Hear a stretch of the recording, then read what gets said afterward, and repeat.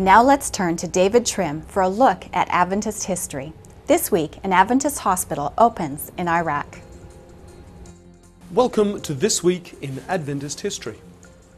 On November 25 in 1890, the schooner Pitcairn, which had sailed from Oakland, California on October 20, arrived at Pitcairn Island for the first time.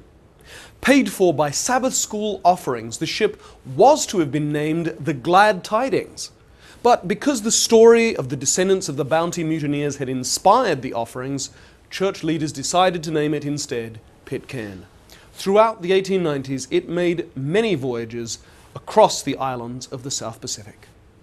On November 26, in 1827, Ellen Gould Harmon and her twin sister Elizabeth were born to Robert and Eunice Harmon near the village of Gorham in the U.S. state of Maine.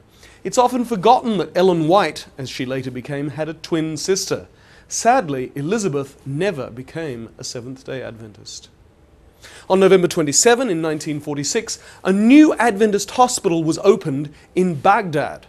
The Dar el-Salam Hospital was well regarded, but after the Iraqi Revolution of 1958, the new government nationalized the hospital in 1959.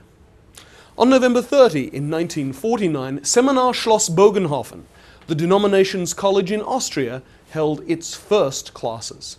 And on December 1st, in 1901, the Atlantic Union Conference was established, the last of the union conferences in the United States to be formed. That was This Week in Adventist History.